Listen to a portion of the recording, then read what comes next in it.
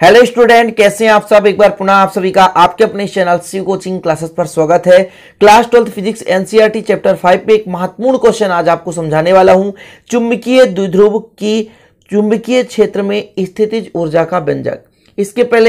इसके लिए आपको आवश्यकता पड़ेगी एक समान चुंबकीय क्षेत्र में क्षण चुंबक पर लगने वाले बल आघूर्ण का सूत्र, और उस बल आघूर्ण का सूत्र होता है टाउ बराबर mv sin थीटा, जो कि पिछले वीडियो में मैंने बताया था। आप देखे होंगे तो ठीक, नहीं देखे हो तो प्लेलिस्ट विजिट कर लेना एक बार, सारा वीडियो वहां पे आपको मिल जाएगा।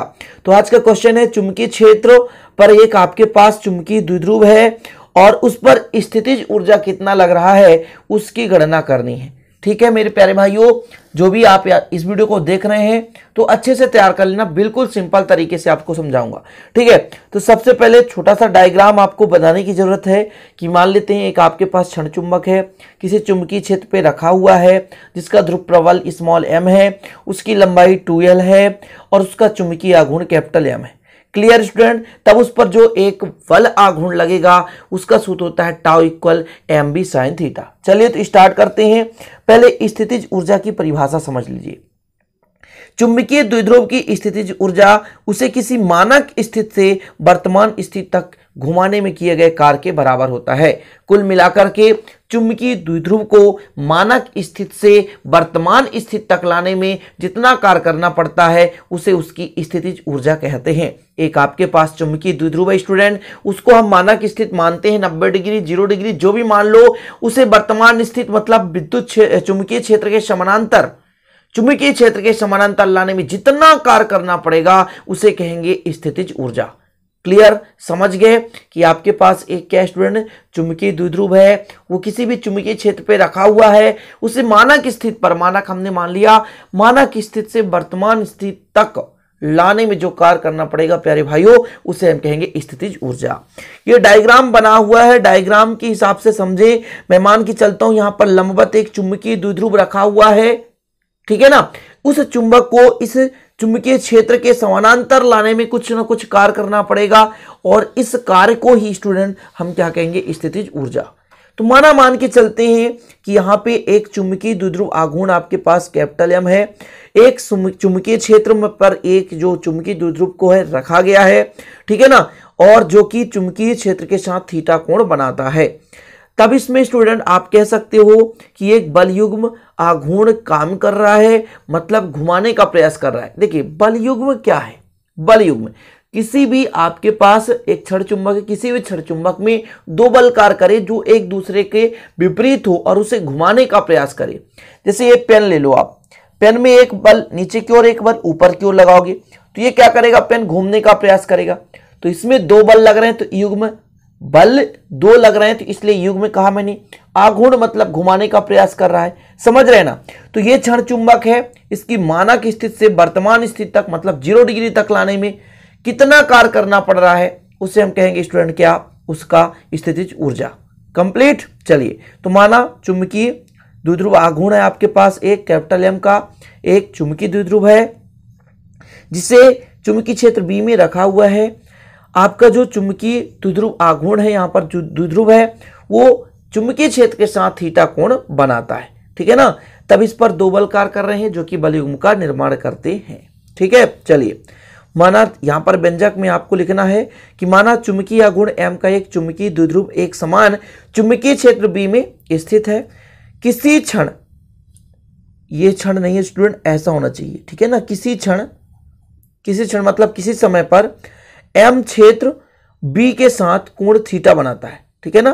तब चुंबकीय द्विध्रुव पर कार्य करने वाला बलयुग्म का आघूर्ण बता सकते हो कितना होगा। तो इसका होता है फार्मूला टाउ बराबर कैपिटल M, ये आघूर्ण है, V sin थीटा, और इसको दे दो समीकरण 1। ये टाउ बराबर mv sin थीटा, ये क्या है स्टूडेंट, तो ये है आपका फार्मूला बलयुग्म आघूर्ण का, ठीक है। अब मैं कह दूं कि अल्प कोण घुमाने में किया गया कार्य dw है, ठीक है। यहां पर लिख देता हूं अल्प कोण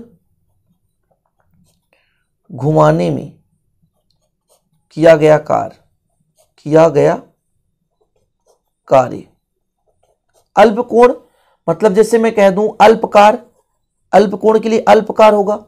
कितना डिग्री कोण घुमा रहा हूं, मान लेते हैं डी थीटा, अल्प घुमा रहा हूं तो डी थीटा हो गया। अब समीकरण 1 से टाउ का मान रख दूं तो डी डब्ल्यू बराबर कितना हो जाएगा, M B sine theta D theta. ये किसके लिए आया स्टूडेंट, तो आपको पता होगा अल्प कोण को घुमाने के लिए।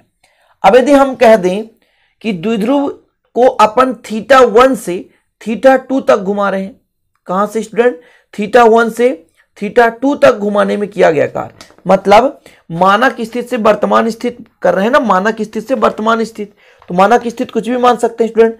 तो यहां पर मैं लिख रहा हूं, थोड़ा समझने की कोशिश करेंगे आप। देखिए मैं यहां पर लिखता हूं कि अतः द्विध्रुव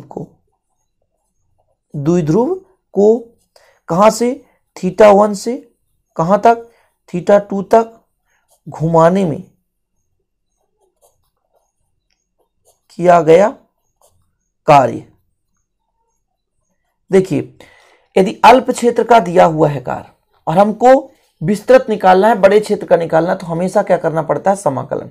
तो ये जो आपका समीकरण 2 है, दोनों पक्षों में क्या कर दें, समाकलन कर दें। तो समीकरण 2 के दोनों पक्षों में समाकलन करने पर, समीकरण 2 से देखिए समाकलन कर दीजिए डी डब्ल्यू, और इधर समाकलन करेंगे थीटा 1 से कहां तक, थीटा 2 तक, और कितना है स्टूडेंट, तो M B sine theta D theta है।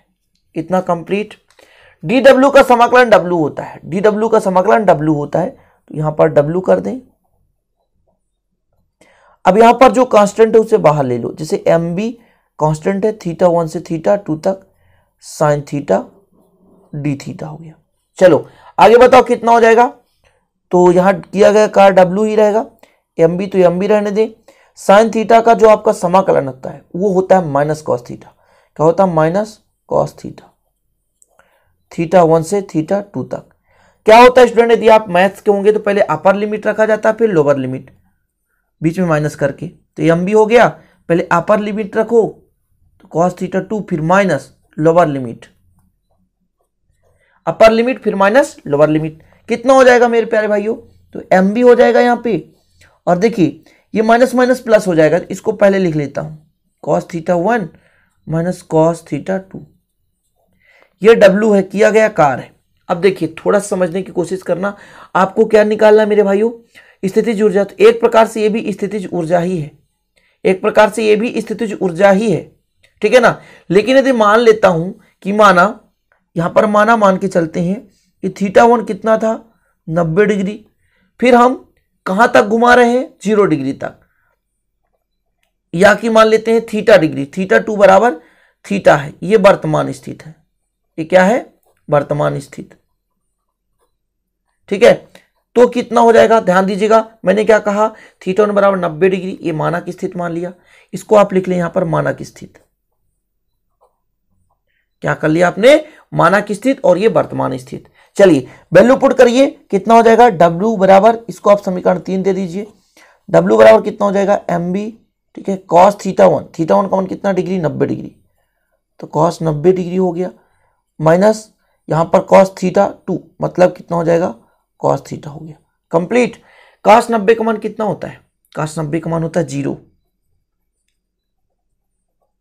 कितना होता है 0, माइनस कॉस थीटा, चूंकि कॉस 90 का मान होता है 0, कितना हो गया, कंप्लीट। चलिए आगे देखिए कितना हो जाएगा, W बराबर हो जाएगा minus M B cos theta, ये हो गया स्टूडेंट आपका W का मान, किए गए कार्य का मान आ गया, और यही जो कार्य है वो स्थितिज ऊर्जा है। इस प्रकार से आगे लिखना है, इस प्रकार द्विध्रुव, किसकी, द्विध्रुव की स्थितिज ऊर्जा,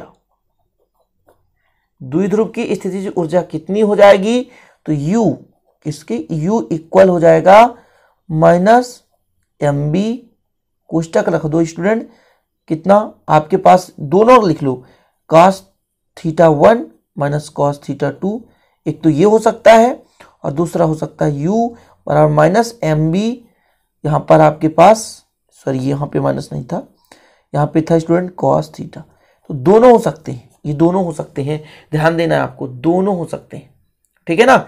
अब इसको मैं कह दूं डॉट प्रोडक्ट में लगाना है तो u बराबर m डॉट b हो जाएगा माइनस में, ठीक है। ये आपका सदिश रूप में हो गया। तो ये आ गया स्थितिज ऊर्जा का व्यंजक, और इतने में आपको पूरे के पूरे नंबर मिल जाएंगे। कंप्लीट। अब यदि स्थित लगाना चाहो, इसमें स्थित लगाना चाहो तो आप स्थित निकाल सकते हो, और नहीं लगाना तो यहां तक भी काफी है। देखिएगा मैं स्थित लगाता हूं, स्थित फर्स्ट सेकंड थर्ड, ठीक है। देखिएगा थोड़ा सा, स्थित फर्स्ट जब स्टूडेंट थीटा बराबर 0 डिग्री कहूंगा तो cos 0 डिग्री बराबर कितना होता है 1, ठीक है ना, ध्यान दीजिएगा।